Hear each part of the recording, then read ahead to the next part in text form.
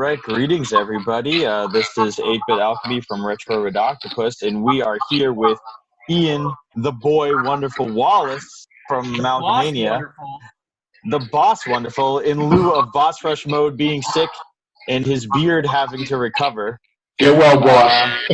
Get well, beard. We are also joined by my other two inky cohorts from Retro Ridoctopus, Nintendo 25. Hi guys. And Parasite Steve. Hey guys, how's it going? Hey. And what we're doing, fighters. Yes. Fighters. Fighters. We're talking fighting games. Yes. Yeah, watch it. We got a bob. We got a weave. Bob, Get like a butterfly, sting like a bee. You know how the saying goes. You're gonna eat lightning and you're gonna crap thunder. Yeah, exactly. So we're gonna be going over fighting games, old fighting games news, probably some fighting games you haven't heard of, maybe some you've heard of all the time, and we're gonna go over some of our favorites and talk a lot of video games. So stick around and enjoy the show. Starting off, did we have any announcements, news, goings on? I know you guys got some stuff going on over there at Retro Ridoctopus. Yeah, we do. Yeah, we're going to that CT gaming GamerCon. GamerCon, yeah, that's what it is. Nice. So yeah, and that's at Mohegan Sun, Saturday and Sunday, March 21st to the 22nd. Nice. So, two of us will be there one day, two will be there the other. Right. Okay. So if you want to catch up with those retro guys, be in Connecticut at Mohegan Sun. Yep. So if you guys are there, stop by and say hi. Yeah. We don't have a booth or anything, but we will be walking around the whole day. Nice. Days like it said, and also the guys from the Dorkening are going to be walking around as well. Leo is going to be there. A bunch of people are. I know that Steven from Super Retro Throwback Reviews is going to be there, and I think he might have his own booth. I know the Dorkening didn't get a booth, nice. But yeah, we got some press passes, and we'll be walking the floor and having fun. So yeah, we'll be the ones. Cool stuff. Yeah, it's gonna be a lot of fun. All right. We do have the Amalga auction coming in March. The Bad Boys of Horror lot. So far, I know that they have Chucky, Jason, and Freddy. Michael Myers will be making an appearance, and we're letting the members of the group choose the final participant, the final action figure that's going to be going in that lot. Well over $150 in value. We're going to be slashing it in half, starting the bidding at half its worth, as we always do for our members. So stop by, get an auction, get you some cool items. We're going to be doing the the entire Nickelodeon Batman Ninja Turtle set. All the action figures. Leo, wow. Batman, yeah. Shredder, Ra's al Ghul, Mikey, Donnie, all of them are going to be there. So definitely check it out. The VIP seats are $5. The patron seats are $1. Get in, place a bid, or not, just get in and watch the mayhem. It's a lot of fun. Sounds like it's gonna be fun. I personally go just for the fuckery. I personally go. See all the fuckery. Awesome, yeah, it is awesome. Oh man, they have it out at the auction, so definitely a lot of fun. Come by, check it out. Even if you're not gonna bid, just come by and watch. It's awesome. And we have a giveaway for this show. If you're inclined to show us some video footage of some of your favorite fighting games, or you want to let us know in the comments down below.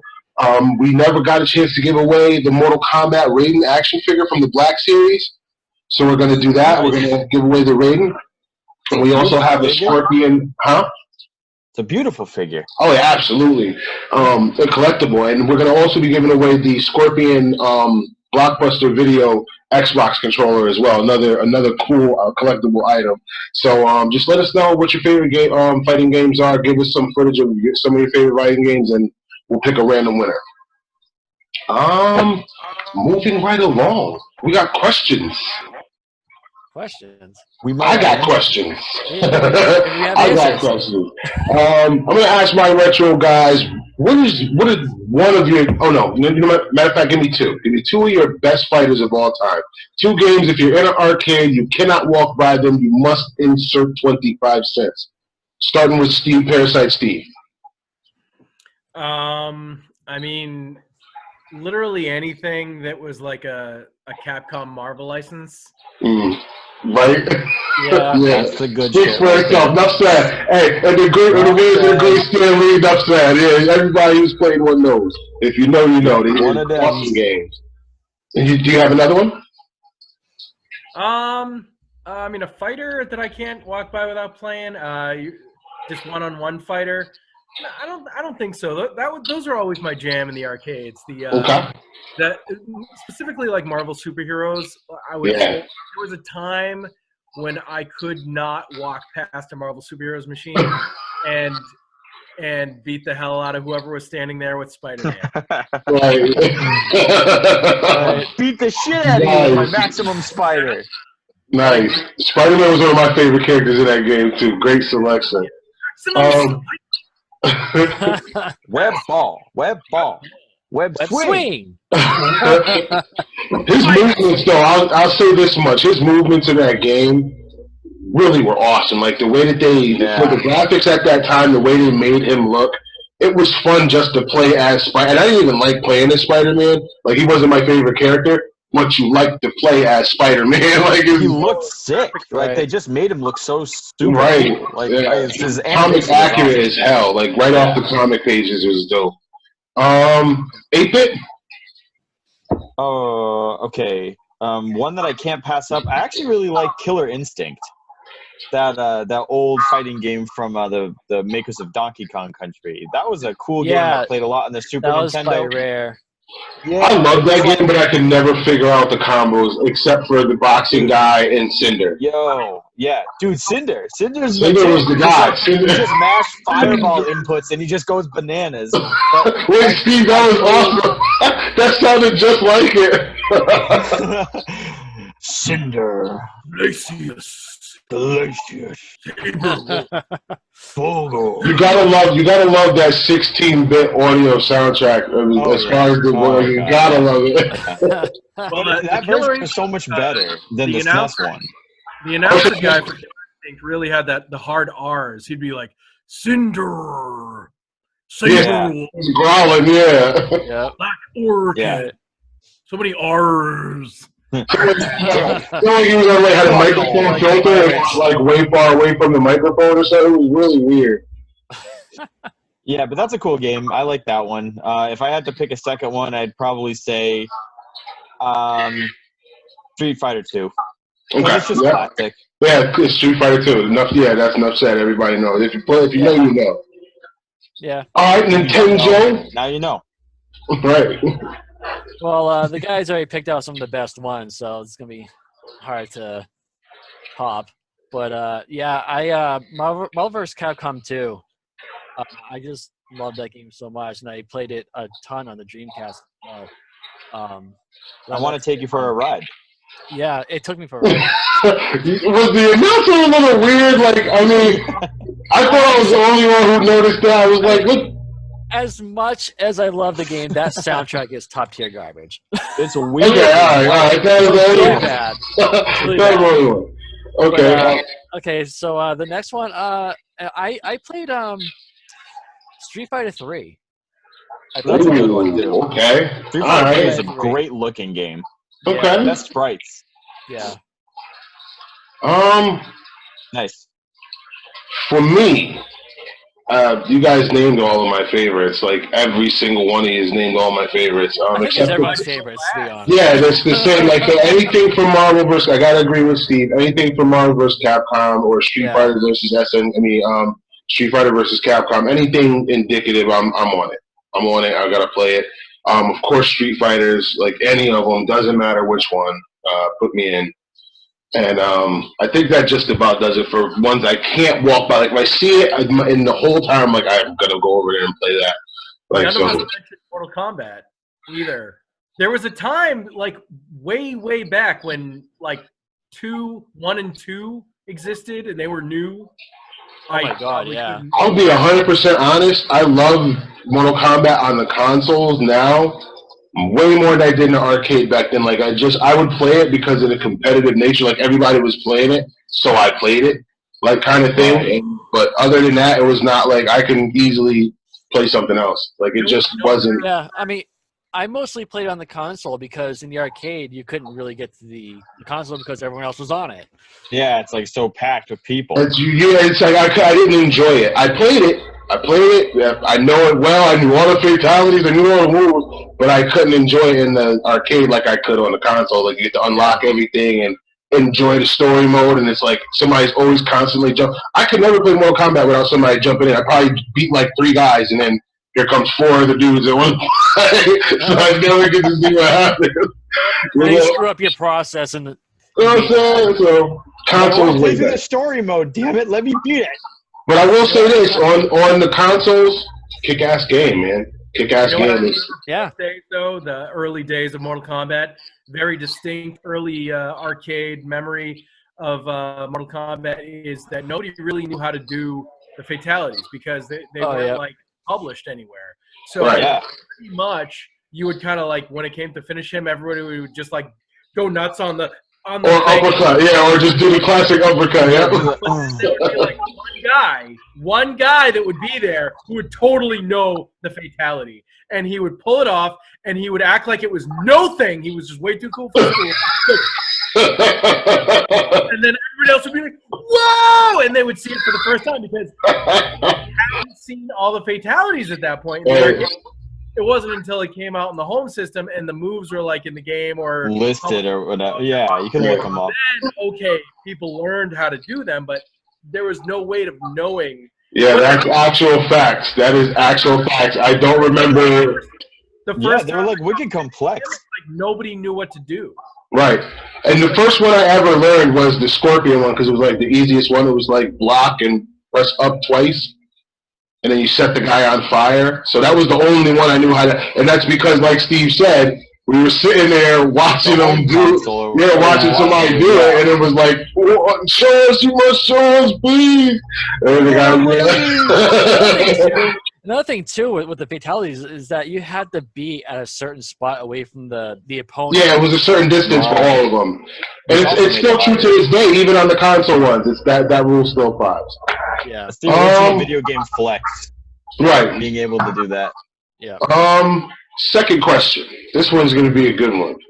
I want you guys to all give me just one of your favorite. Doesn't have to be all time, but one of your more favorite fighting game characters. Just somebody. If you're playing a game, doesn't matter which game you're playing it. You know you're going to pick him. If he's not chosen by someone else, you know you're going to pick him. We'll go backwards this time. We'll start with Nintendo. We'll go to 8-bit, and then we'll end up with Parasite Steve. That's a good question. Fulgore just pops into my mind. There you go. Fulgore. I like his design. Fulgore. I like his design in the original, but I like him more in the sequel. Okay. Yeah, and plus he's a robot. And I like robots. So that's he has sick like laser claws. Yeah. The logic there is flawless. 8-bit. I'm gonna pull a character from Darkstalkers because that's a series I am not talking about other than this moment. I love that series, and the character is the merman Rituo, and he's just like a cool friggin' big ass merman guy, and he like shoots smoke out of his boobs and like hits you with like a crab arm. That's why he likes the character so much. He blows smoke out of his boobs. He's got smoky boobs. They're gills. They're gills, you guys. Come on. Okay. Well, you want to get anatomically correct. If they're smoky boobs, they're smoky boobs. And you got. I like smoky boobs, actually. I like saying smoky boobs better. Tim, can you take the cell off the wall and show them? You think your fighting game technique is better than mine? I'll hit you with smoky boobs. Okay, I'm gonna talk into the microphone so you can see. But yeah, that's my cell. That's dope. That is him from the anime intro of Darkstalkers, which is a pretty cool show. But yeah, that's kind of like the main like crowning piece of my collection of cells from Darkstalkers. But yeah, he's a cool dude. I'll be right back. I'm gonna stand up. Front shot. That's original production cell right there. Yeah, that's original cross shot right there.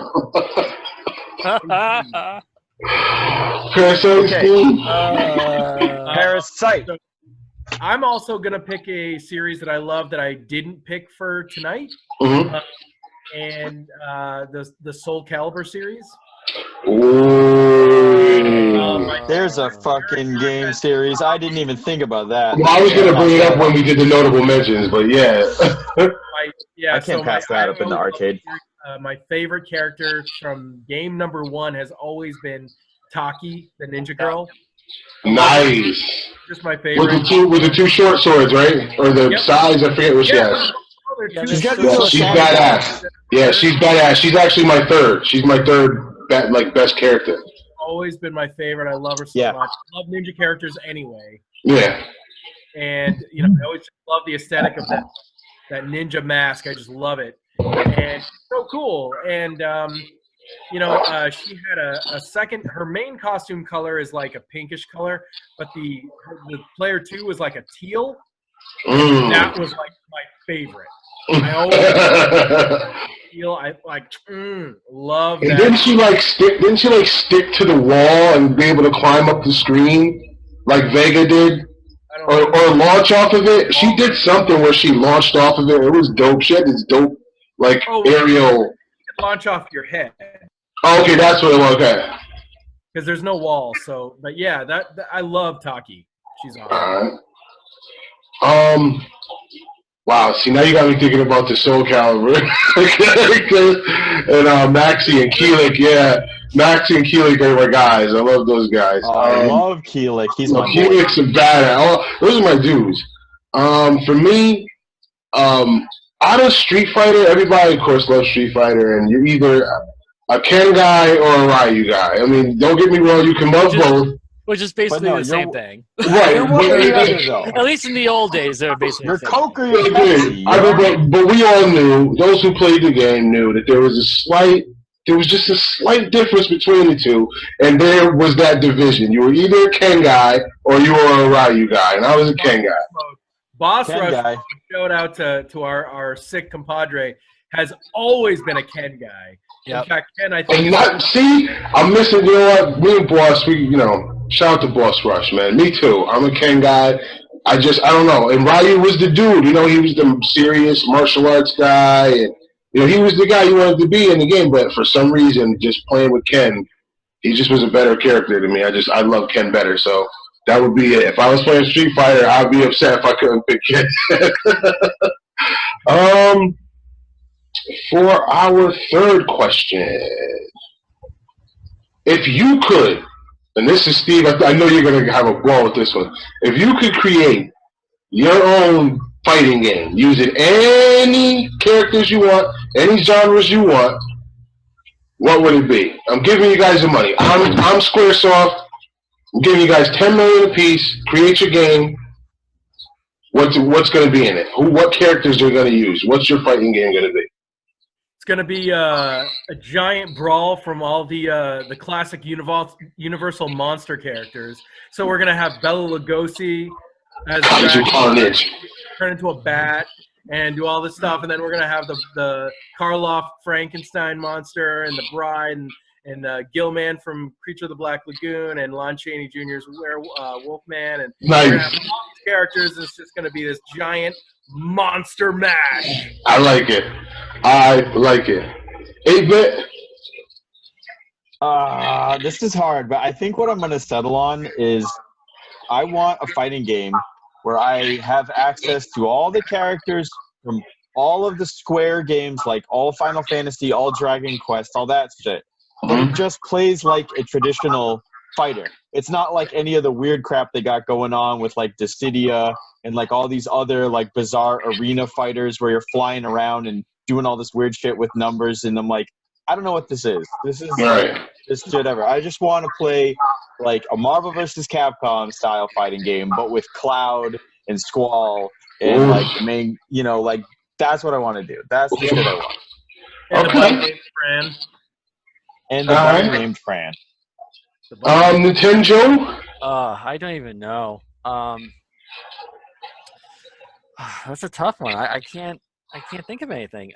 Transformers? Robots in Transformers. disguise. Yeah, but how would you do that though? That was actually going to be my answer. My answer was going to be Transformers versus the You put two Kaiju. Transformers on the screen and then they fight. Transformers versus the Kaijus, like Godzilla, Mothra, all those guys. So yeah, that would be something like that. That'd be dope, like Rampage back in the day or something similar. How about like a fighting game based on like 80s cartoons like Biker Mice from Mars and Galtar and all that stuff. The Thundercats, unlockable characters, the Thundercats. Yeah. Ooh, yes. Say goodnight to Fortnite. We're gonna make Fortnite money off of that one, Joe. Wait, no. Thundercats, Silverhawks, Tiger Sharks, Fighter. Ooh.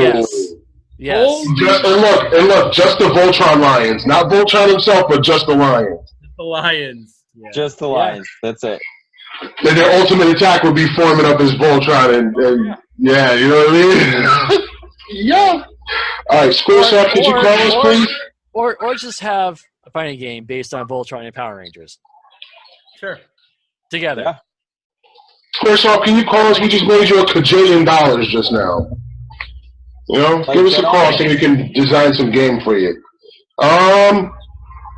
Moving right along, we got all of our questions out of the way. We all, play games. All of us like to play games. We like to talk to you guys about games we have actually played. So we're going to be bringing up a few of those now. Some games that we have either encountered or we're playing recently that are fighters that we want to tell you guys a little bit about. So who wants to go first? Nintendo. Or Steve. All right, we said it at the exact same time. Nice. All right, I will talk about Injustice 2, which is I think one of the newer games that probably anyone Awesome game. Right? Very fun. I was definitely a fan of the first Injustice, so I was looking forward to this. I think that what I liked about the second one over the first one was some of the characters they added were really, really cool. For me, I was the most excited about Black Manta, Swamp Thing, Red Hood, Swamp Thing. and then some of the DLC characters they added. The Ninja Turtles ended up being my favorite of all. I love the Ninja Turtles so much in that game. It's just absolutely insane how great they are. And they look perfect. So, Yeah, they do. They really do. that there was an actual, like, this could be the movie. This could be. Like, they looked so real and That's the design right there. like the Ninja Turtles. They nailed it. They were just really, really fun. And all four of them are in the game, so they play differently. And also, Hellboy was a downloadable character. I mean, That threw me for a loop. I wasn't ready for that. When I heard Hellboy was an unlockable character, or when you saw the silhouette, remember, because they were all just silhouettes at first, and like nobody knew who the characters were going to be, and they just would release them. And I was trying to figure out who. When I saw Hellboy, I was like, "Whoa!" that game was really fun, and the gear system is really pretty awesome. Agreed. There is a fatal flaw to that game where you stop being able to earn like the best currency pretty quick, because it's like, you can level up what your account is. You can level up each character. So if you want to level up like Hellboy and the Ninja Turtles and Batman, cool. They each have their own levels, but your account, whatever your PlayStation account is, also has a level. So as you play it just with whoever, and every time you level up, you get certain amounts of the good currency and different currencies, and you get it when you play story mode. But the problem is, once you do story mode like the first time, and once you get to like, I'm at level 50 something or whatever, so for my account, so it takes me forever just to get to one more level and get a little more currency. So it sucks, because all the stuff that you want to be able to spend it on, like the best colors and palette swaps for the characters and different things, they're really, really cool, but like you got to essentially spend your actual money, which is why it's designed that way. And you know what? And I'm just going to piggyback a little bit on that, Steve, because it's been a very large point of contention for me, not just in the older Xbox and PlayStation consoles, but the 3 and the Xbox 360, and then into the Xbox One and the PlayStation 4. I understand they got to make their money, they got to do what they got to do, but it kind of takes some of the fun out of, achieving, being able to sign your name, your 3 initials at the end of your score was it was something good about that. Accomplishment. Yeah, it was something dope about that, and you earned it. It was something that you put your 25 cents in, and therein lies the rub because you're also still paying for it. So you get the gimmick, but at the same time, you got to allow the players to be able to play the game, and I feel you on that. That's messed up that you got to, the currency ends up being slower. You have to pay your own money in order to get the coolest stuff, basically.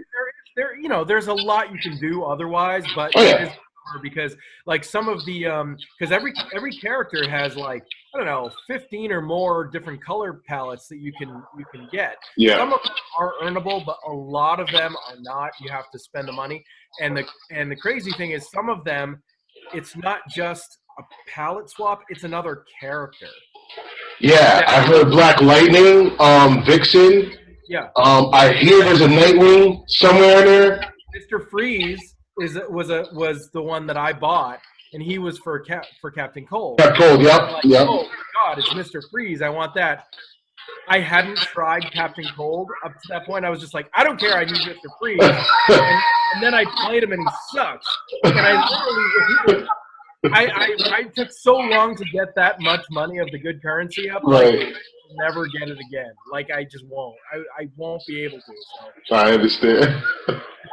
Anyway, Injustice 2 is a really, really fun game, though. I do really like it. And all right. Awesome. And they really do a good job of realizing these characters. They really are. Yeah, I agree with that as well. It's just the way it looks and the way they play. You're in there. You're in there. You're part of what's going on, and it really does suck you in. I like that. And did you like playing Robin in that game? I know you're a big Robin fan. I actually didn't like Damian Wayne's playable. The way how he plays, he was a little stiff, a little hard to move. I love Red Hood. Red Hood and Black Manta are my go-tos, and Canary. I will melt the world with Black Canary. She's a monster. Black Manta was my favorite of the DC characters. Oh yeah, he's the most versatile. He is easily the most versatile character in that game. It's not even close. I don't know. There were so many moves that were so incredibly fun. His harpoon stuff, and he looks so perfect. And the finishers in this game. They were awesome in the first one, but it's like in the second one they really put their foot in the graphics and made it. It's awesome. If you're gonna play that game, definitely do the board breakthroughs and the finishers. Learn how to do them. It's awesome. It makes the game. So check it out. Hey guys, I'll be right back. Okay. Tim, do you want to go because I kind of stepped on you? Go ahead, Tim. Sure. It's actually funny. I was volunteering Nintendo when I spoke up before. I was like, Nintendo should go. Yeah, sure. So I guess the one that is like a more recent game that I think is worth talking about is it's called Blaze Blue Cross Tag Battle. It's got kind of a lengthy title. It's an anime fighter. But the Blaze Blue series has been running for a little while. It's by the people who made Guilty Gear, if you played Guilty Gear.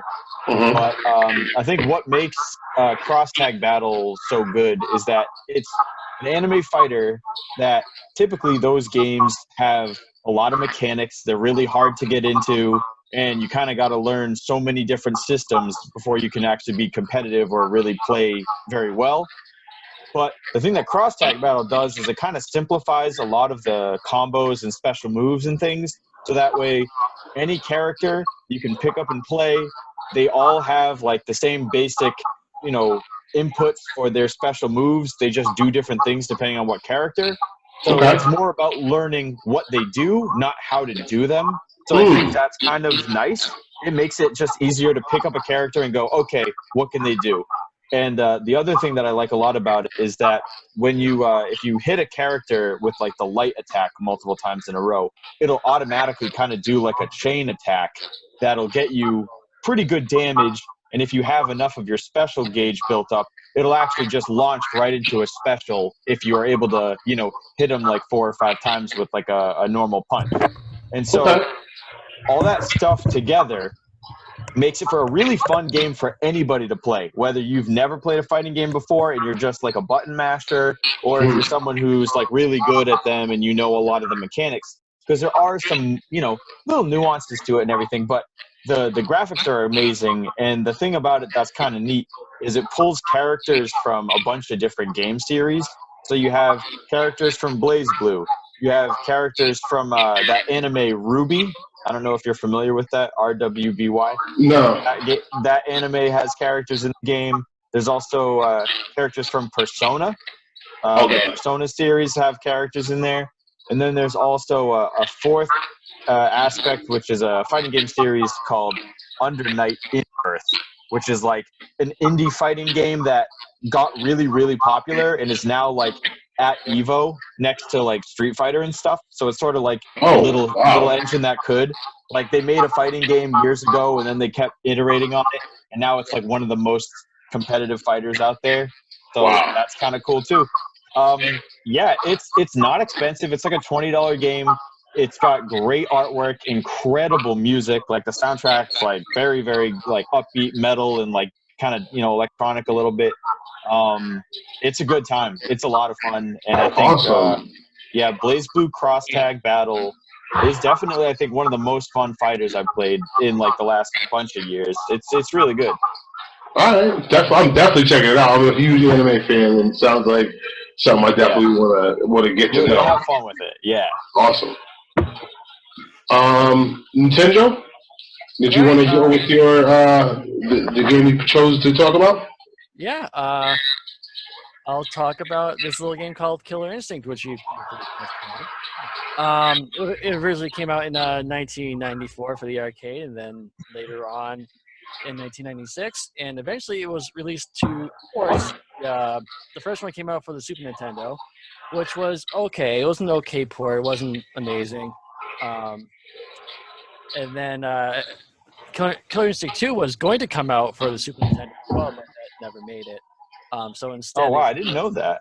I didn't know they were going to do it on the Super Nintendo. Because it was going to come out around the same time as the N64.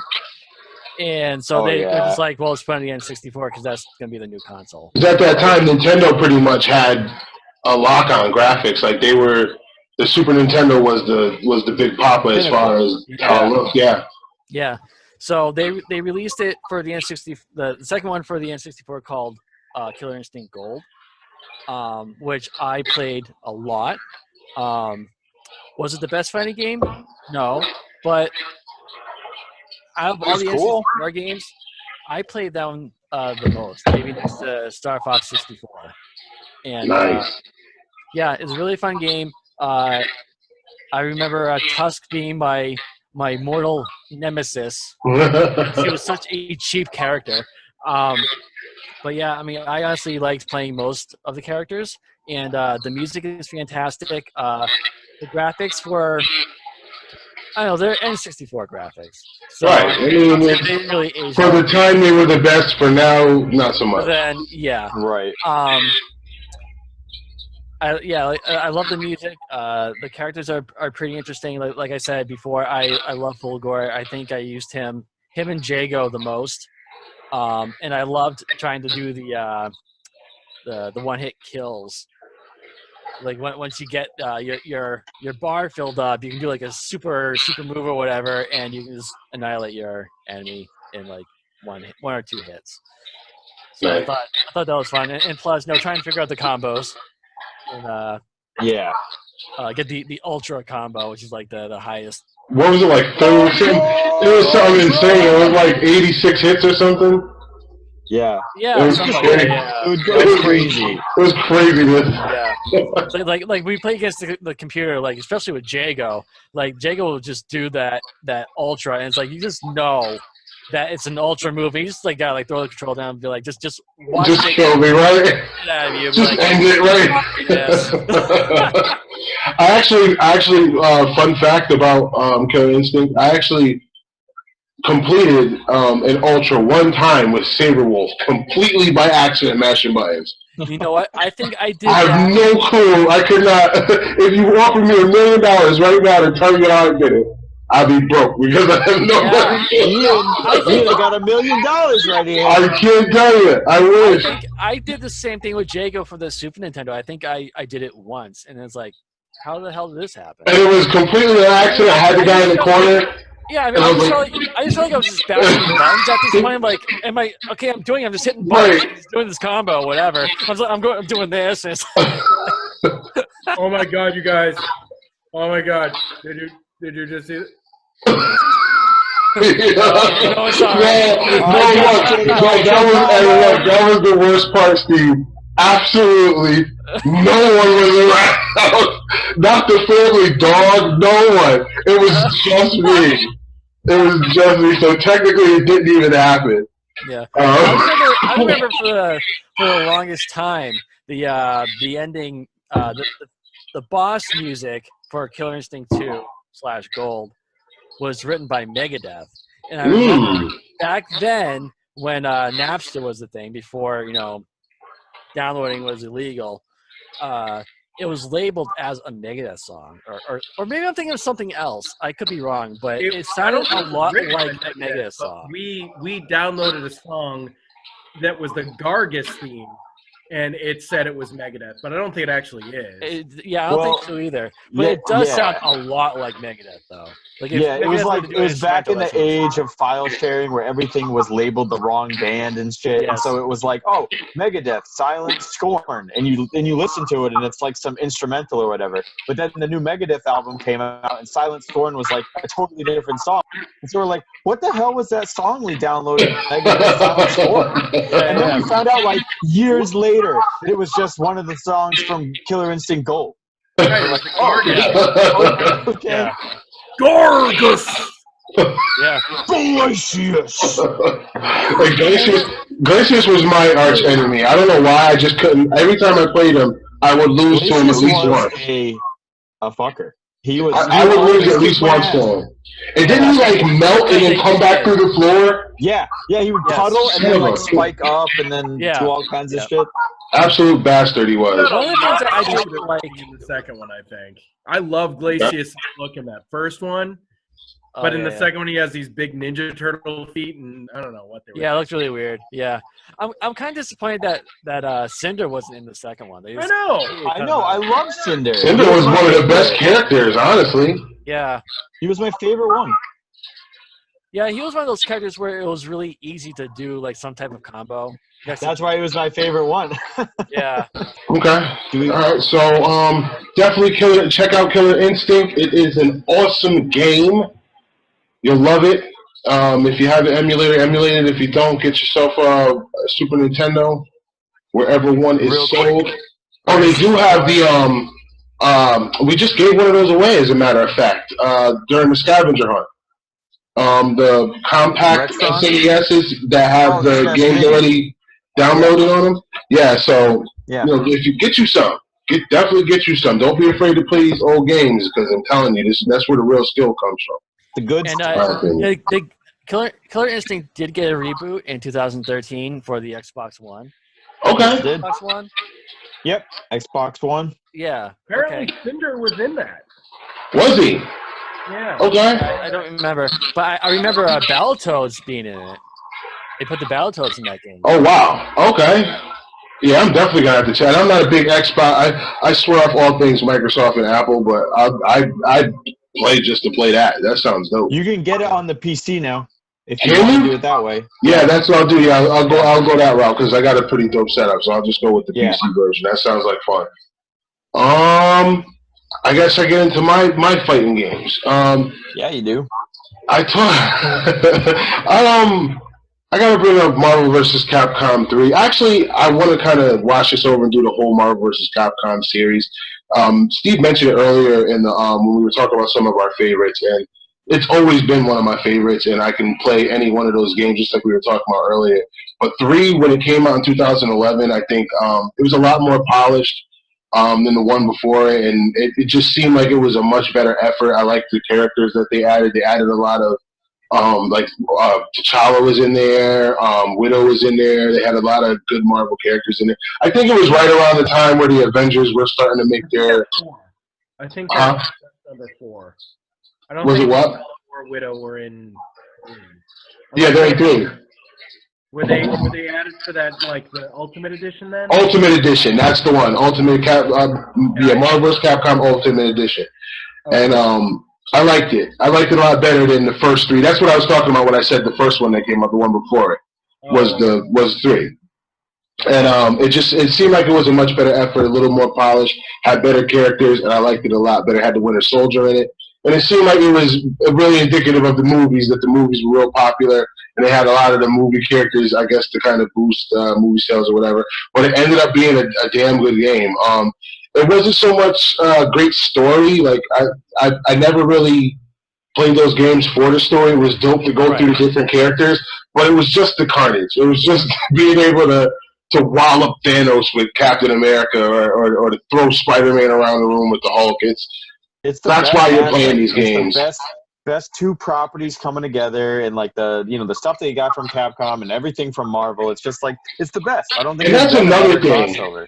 That's actually another thing I wanted to bring up about this game. The Capcom characters. I mean, Bionic Commando, Jill Valentine. I mean, you're talking about some of the Mega Man. You're talking about some of the Capcom characters. Dante, you got some awesome. Oh my God! Like Firebrand, yeah. Some of the Capcom characters in this game are just amazing. So if you like either or, if you like video games and comic books, or comic books and video games, this is where you belong. This is what you need. Your chocolate in my peanut butter. I do like that. Yeah, I like that a lot. You can try it. It's delicious. It's delicious. Yep. Can I show you guys something? Hey, look. I was in a fight the other day. You want to see? Look at this. Oh, what happens, dude? What the hell happened to you? You get hit with an acorn? Well, you get hit by a razor? You gotta let me talk. So the camera goes on me. Okay. I lost a fight with the fridge. The fridge? Steve, don't pick fights with the fridge. Yeah, but you should see that fucking fridge, though. You beat the shit out of that fucking thing? Oh my God, that fridge is in rough shape now. Door barely closes. I mean, it doesn't hardly get cold enough anymore. I mean, I can't. That'll teach that fridge to start a fight with Steve. But I'm definitely check it out. It's an awesome game. There is no strategies. Just do the best you can to kill the other guy. That is the name of the game. There are some awesome combos, and I guess if you want to take time to learn the intricate combos and different defenses for certain moves, you can. I just like to learn the characters that I like and do the best I can fighting people and computer characters that come my way. Right, but I like the fact that the final boss is Galactus, and he takes up the entire screen, and that's bringing it back to like the other ones. Apocalypse, I think, was one of the first ones. What I really liked though about Galactus was that if you lost to him, then the world ends. You know what I mean? Like, if you beat him, if you lose to him, the world ends or something like that. Like if you want to, do you want to have it continues? I don't remember. I remember fighting him and I lost a bunch of times, and he just ends up. Oh, it resets. The reality resets because the whole point is to get your hand on the Infinity Stone so that when you do fight him, you have the ability to repel Galactus. Yeah, and I think what happens is if you lose the whole reality, because it's weird anyway. It's like Wakanda and Asgard are mixed together, and it's just like it's the melding of two worlds. That's basically what they're doing. That's why the Capcom characters are there. And so yeah, I do remember that part. Yeah. And the other game I wanted to talk about was Mortal Kombat 11. Not really a whole lot to say. Everybody who's ever played a fighting game knows about the Mortal Kombat series. A lot of the same characters, but like the T800, playing a fighting game with the T800, definitely scored. Cool. Definitely awesome. That was awesome. That's cool. Spawn is in the game. They added a couple of dope characters to the Mortal Kombat roster that you gotta, just for that reason, and that was mainly why I brought it, because I saw the list of playable characters and I was like, oh man, I gotta play this game. Kind of like Injustice 2. Like I was gonna buy it anyway because the first game was dope, but the playable unlockable characters really did it for me. So that's awesome. And Spawn's the fighting game veteran because he was in Soul Calibur 2 for the Xbox. He sure was. I think he might have the title for most crossovers as far as fighting games are concerned. Outside of Ryu, I think. I think Ryu's been a little bit everywhere. Yeah. That's true. But like for a character who's not from a fighting game, right, to just be everywhere. Yeah, because he's fucking awesome. He's Spawn. Yeah, he's Spawn, right? It's not really play as him. He's the coolest. So did they bring Rain into 11? The purple ninja? No. Noob Saibot, I believe, is in there, but I don't know if they got Rain in. Why did they drop Rain? Rain is the shit. Purple Rain. They did have a whole bunch of It can't rain all the time, Steve. They had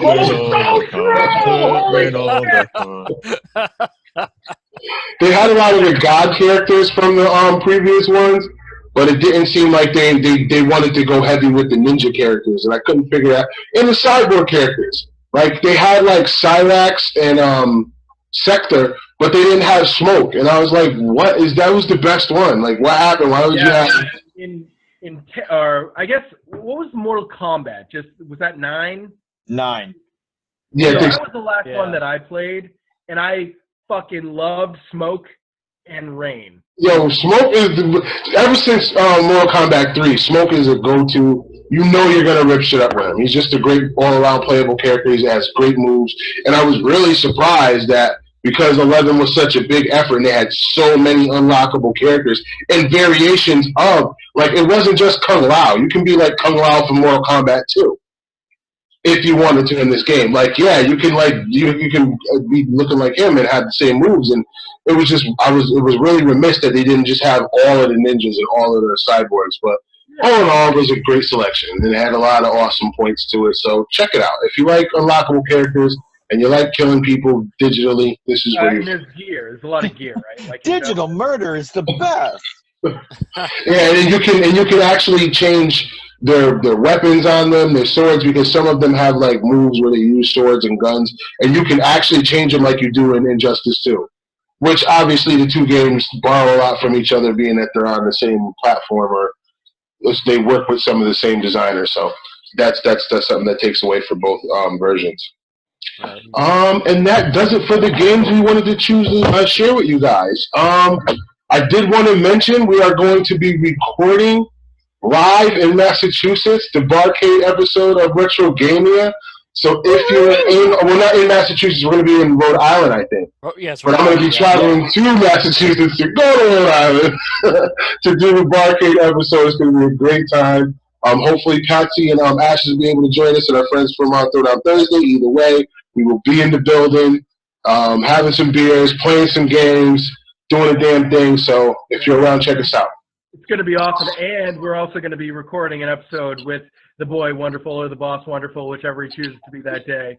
I'm feeling it for the boss now. I'm the Boss Wonderful tonight, just tonight. Yeah, the Boss Wonderful and Retro Ridoctopus. He's going to come on and be in studio. It's going to be totally awesome, and we're going to do an episode on the music of Castlevania, and it's going to be fun as shit. I can't wait. I cannot wait. And shit is fun. It's really fun. You get to sit there for like 14 minutes and look on your phone and have peace and quiet. It's awesome. It's the best part of the day. It's the best 6 parts of the day. 6, 7 parts of the day. I go as much as possible. I eat extra tacos just so I can have extra office alone time. That's what I call it. Regular office alone time. I know that's right. So definitely check us out. We're going to be doing lots of awesome things in my travels up to New England.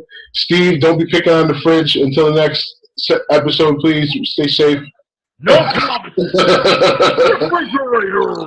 And you guys enjoy your games. Make sure you let us know what some of your favorite fighters are down below. Don't forget about our giveaway. And we look forward to seeing you guys on the next episode. Hope you enjoyed it.